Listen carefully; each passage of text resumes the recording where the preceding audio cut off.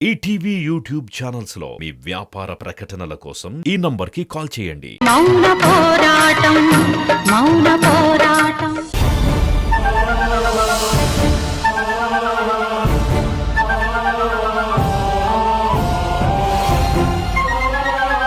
జానకి అచ్చం నాలాగే ఉంది. ఎలా? నేను నిన్ను మొదటిసారి చూసినప్పుడు ఇంతే షాక్ అయ్యానమ్మా.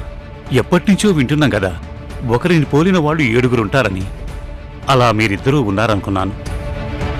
నిన్ను చూసిన క్షణం నుంచి నాలో ఒక కొత్త ధైర్యం స్టార్ట్ అయింది. నీకిప్పుడు అర్థమై ఉంటుంది నిన్ను నా ఇంటికి కోడలిగా రమ్మని ఎందుకు అడిగానో, ఎందుకు నీ వెంట ఇంతలా తిరుగుతున్నానో నీకు తెలిసిందా? ఆ రోజే నేను జానకిని నీకు చూపించాలనుకున్నానమ్మా. నువ్వు చూసుకుంటే ఆ క్షణమే నువ్వు నాతో వస్తావని ఆశపడ్డాను. కానీ నువ్వు వెళ్ళిపోయావమ్మా. హరిశ్చంద్ర ప్రసాద్ గారు, నాకు విషయం అర్థమైంది. ఒక విషయం అర్థం కావడం లేదు. ఏమిటమ్మా అది? జానకి చూడ్డానికి ఆమె అచ్చం నాలానే ఉందేంటి? ఆమెకి కళ్ళు లేవని అర్థమైంది.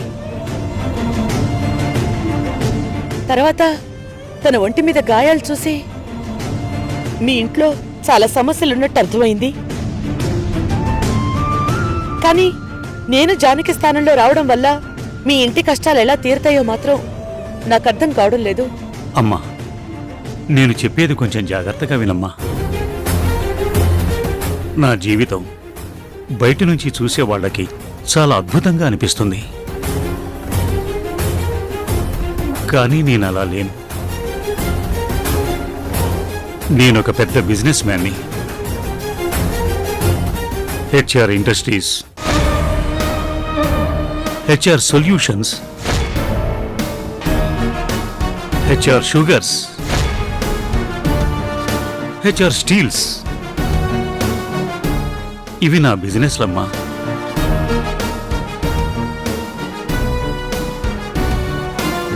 అన్నిట్లోనూ విజయం సాధించాను. కానీ ఇంట్లో విఫలమైపోయానమ్మా. ఏ మనిషికైనా గెలుపు అంటే ఎక్కడో బయట ఉన్న శత్రువులతో కాదమ్మా, ఇంట్లోనే బంధువుల రూపంలో ఉన్నవాళ్లతోనే అని ఎవరో ఒక గొప్ప మనిషి చెప్పాడు. ఎకరం స్థలంలో కట్టిన నా ఇల్లు అందరికీ స్వర్గంలా కనిపిస్తుంది.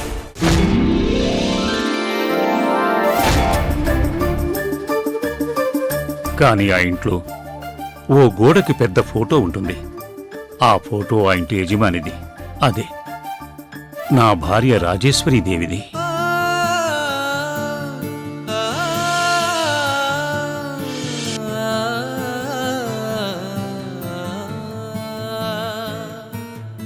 పేరుకు తగ్గట్టే మనిషి చాలా గంభీరమమ్మా.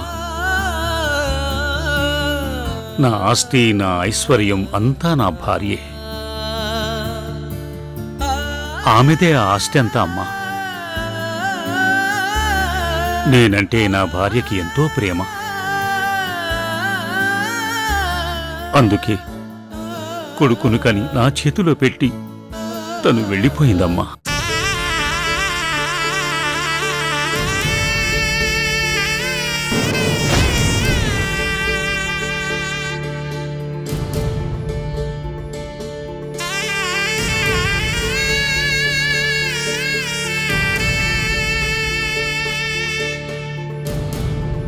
తను నాకిచ్చిన కొడుకు పేరు కళ్యాణరాముడమ్మా.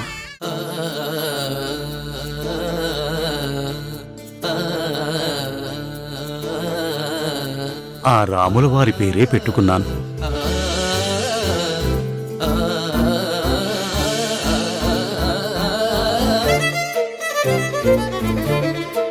ఇప్పుడు నువ్వు చూసావు కదా జానకి,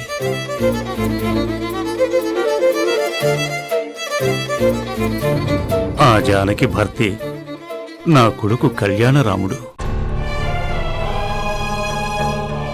ఇంత ఆస్తి, ఇంత ఐశ్వర్యం ఉన్న నేను ఓ కళ్ళు లేని పిల్లని కోడలిగా చేసుకున్నానా అని ఆశ్చర్యపోతున్నావు కదూ? నా కొడుకు జానకినే ఇష్టపడ్డాడు.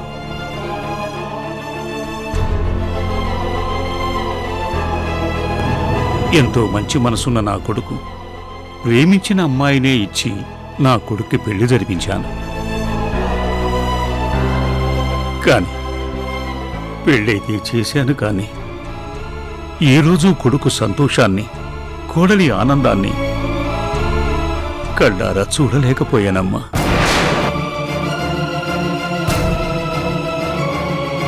ఎప్పుడూ చీకటినే చూసే నా కోడలి కళ్ళల్లో కన్నీళ్లే చూశాను.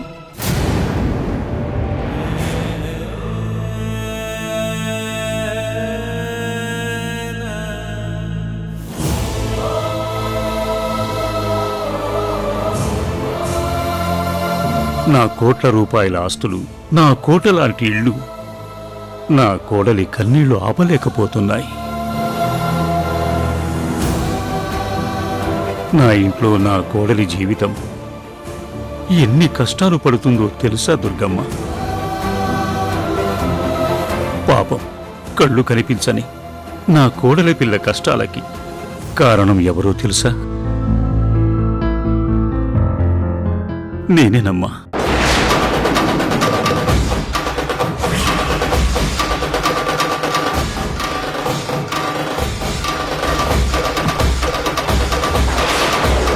మీరా? అవునమ్మా, నేనే. ఆ అమాయకురాలు జీవితం బలైపోవటానికి కారణం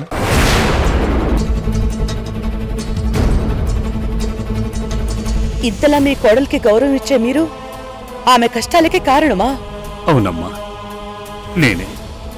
నేనే గనక అప్పుడు ఆ తప్పు చెయ్యకపోయి ఉంటే ఈరోజు నా ఇల్లు నిజంగా స్వర్గంలా ఉండేది. నా కోడలు ఒంటి నిండా నగలతో, మొహం నిండా నవ్వుతో నా ఇంట్లో కళకళలాడుతూ తిరిగేదమ్మా. నా కొడుకు కళ్ళల్లో వెలుగులు ఉండేవి. కాని నా వల్ల ఎంత నాశనమైపోయిందమ్మా.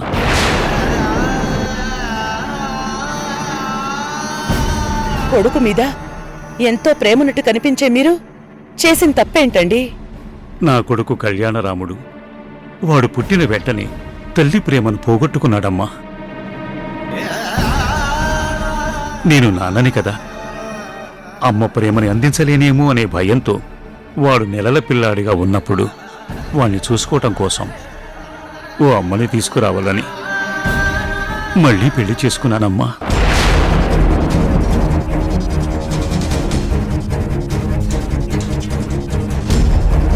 ఆమె పేరు నాగేశ్వరి.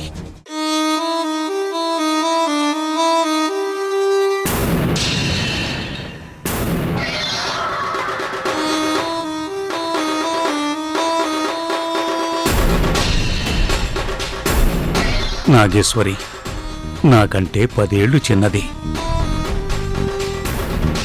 పేరుకు తగ్గట్టే నాగుపాము లాంటిది. ఆమె మెదడు నిండా విషమే ఉంది.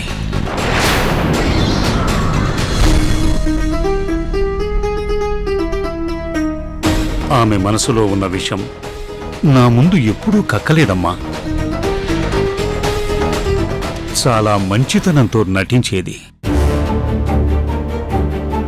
నా మీద, నా కొడుకు మీద చాలా ప్రేమ చూపించేది. ఆ ప్రేమ వల్ల నాకు ఆమెకి ఓ ఆడపిల్ల పుట్టింది. ఆ ఆడపిల్ల పేరు విశాలాక్షి.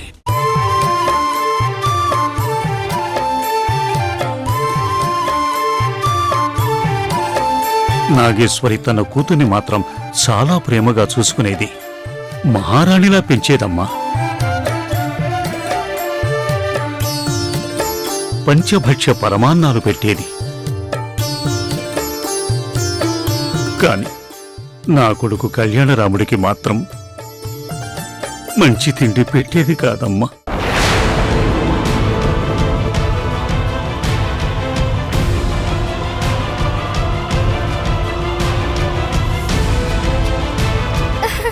అయ్యో, నా బంగారు తల్లి కదా, ఆగమ్మా. అయ్యో, ఆగమంటుంటే ఆగు. వద్దమ్మా. అమ్మా, నా బంగారు తల్లి కదూ. ఇదిగో ఈ జీడిపప్పు బాదం పప్పు తినమ్మా.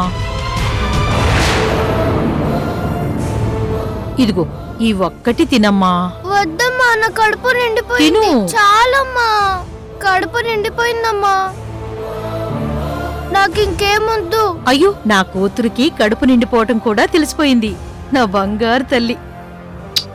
ఇదిగో ఈ ఒక్క పప్పు తినమ్మా. ఉం?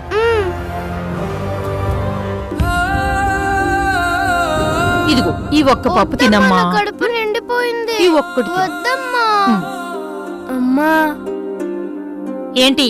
చెల్లికి కడుపు నిండా పెడుతున్నావు కదా, ఆ పప్పులు నాకు పెట్టమ్మా, బాగా ఆకలిగా ఉంది. ఏంటి? నా కూతురు తినే తిండి మీద పడి ఏడుస్తున్నావా? వెదవా, ఎప్పుడు అడుక్కు తినేవాళ్ళ తిండి తిండి అని ఏడ్చి చేస్తావే. పోవతలకి, నా కూతురికి దిష్టి పెట్టకు.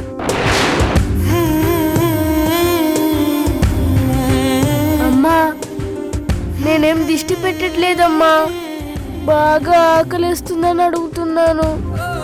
పోనీ ఆ అన్నం పెట్టమ్మా, తింటాను. ఏయ్, పొద్దునే కదా రాత్రి మిగిలిన చద్దన్నం అంతా మింగావు, అప్పుడే ఆకలిస్తుందా నీకు? సద్దన్నం తిని చాలాసేపు అయింది కదా, అందుకే ఆకలిస్తుంది. ఆ ఊరికినే ఆకలిస్తుంది నీకు. మేం తిన్నాక పిలుస్తాంలే, అప్పుడొచ్చి గంజి తాగుదువు గాని. పోవతలకి. అమ్మా, ఆకలమ్మా, కడుపు నొప్పమ్మా, ఆకలి. అమ్మా!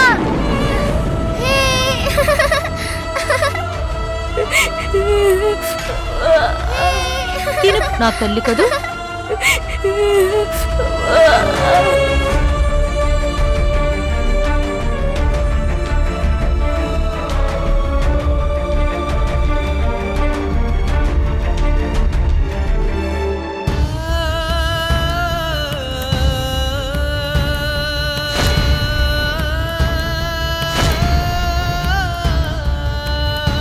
పెళ్లిలో నాకు కట్నంగా నాగేశ్వరికి తోడుగా తన తమ్ముడు నాదముని కూడా వచ్చాడు.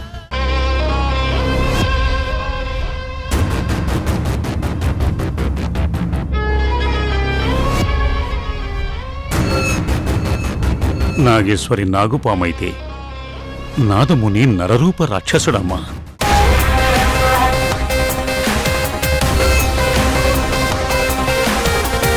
వాడికి నా కొడుకంటే చాలా చులకన. వాడికి కోపం వచ్చినప్పుడల్లా నా కొడుకుని కొట్టి కోపం తీర్చుకునేవాడు. కనీసం నా కొడుకుని చదువుకోనిచ్చేవాడు కూడా కాదమ్మా. ఓ రోజు నా కొడుకు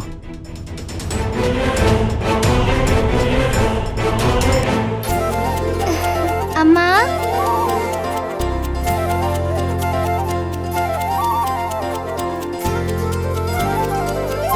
అయ్యో, నా బంగారు తల్లి అప్పుడే స్కూల్కెళ్ళిపోవాలని తయారైపోయింది. రే తమ్ముడు, చూసేవా నా మహారాణిని? సరస్వతీదేవిలా లేదు? నా మేనకోడలు గొప్ప గొప్ప చదువులన్నీ చదివి కలెక్టర్ ఆ కాదు కాదు కాదు ఇండియాకే ప్రెసిడెంట్ అయిపోతుంది. ఉమ్, అమ్మా, వచ్చేశాడు. ఏంటి? చెల్లి బడికెళ్తుంది కదా, ఆ అవును, అయితే మరి చెల్లితో కలిసి నేను బడికెళ్తానమ్మా.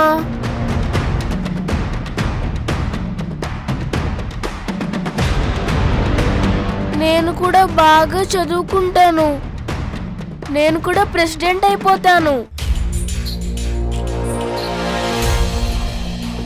రే తమ్ముడు, వీడికి చదువు కావాలంట. ఎరా, నువ్వు స్కూల్కి వెళ్తావా? అవును మావయ్య, ప్రెసిడెంట్ అయిపోతావా? అవును. మరి నువ్వు స్కూల్కి వెళ్తే అక్కడ మాస్టర్లు ఏం చేస్తారో తెలుసా? ఏం చేస్తారు? ఏం చేస్తారా? ఉండు చెప్తాను.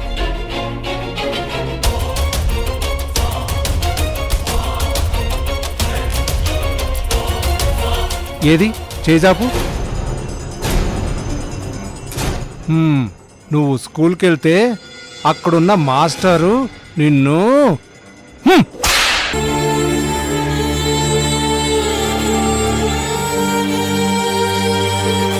చేజాపు చాప్ చెయ్యి. మరి చెల్లిని బడికి పంపిస్తున్నారు కదా, చెల్లిని కూడా కొడతారా?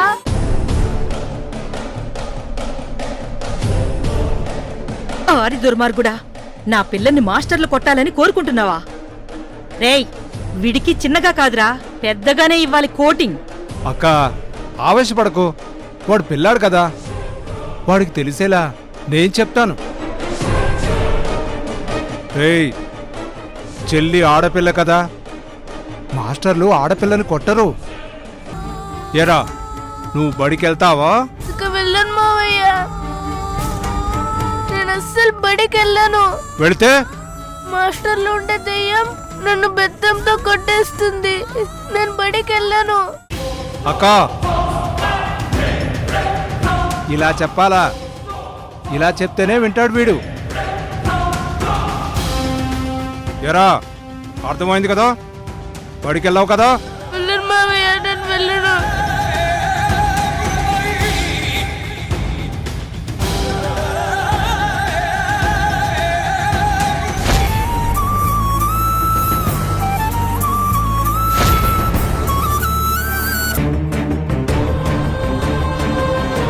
ఆ రోజు నుంచి ఇప్పటి వరకు కళ్యాణరాముడు అక్షరం ముక్క నేర్చుకోలేదు.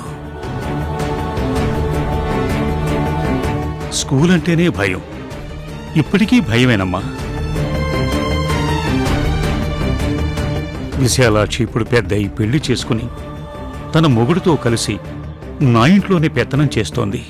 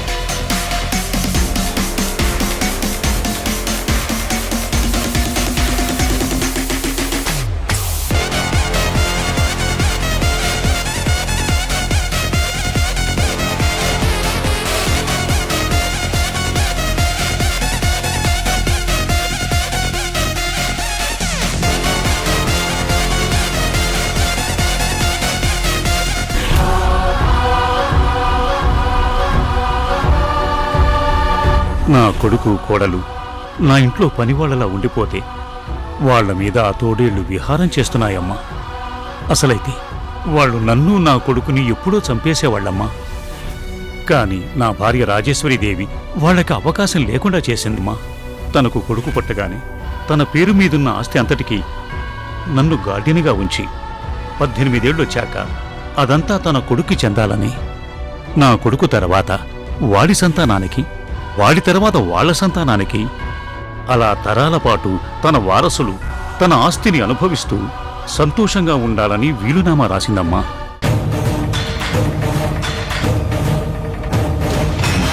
దాన్ని అమ్మటం గాని, ఎవరికన్నా దానం చేయటానికి గాని ఎవ్వరికి ఏ హక్కు లేదని, ఒకవేళ అలాంటిదేమన్నా చేస్తే ఆస్తి మొత్తం ట్రస్టుకు వెళ్ళిపోతుందని కూడా రాసింది. ఇప్పుడు ఆస్తి మొత్తం నా కొడుకు పేరు మీద రిజిస్టర్ అయిపోయి ఉంది. వేరే వాళ్ళకి చెందదు. అందుకే ఇన్ని రోజులు నా కొడుకుని, కోడల్ని, నన్ను ప్రాణాలతో ఉంచారు ఆ రాక్షసులు. కాని ప్రాణాలతో ఉంచారే కాని వాళ్ళు నా కొడుకుని పెట్టని హింస లేదు. నా కొడుకుని వాళ్ళొక ఏటీఎం కార్డులా వాడుకుంటున్నారమ్మా. నిన్నటికి నిన్న ఏం జరిగిందో తెలుసా?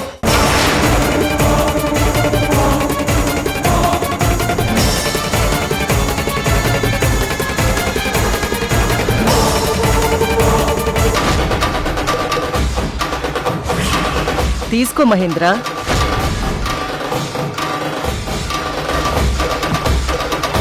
అలవాటు పడిన ఒళ్ళు కదా, 4 తగిలించు.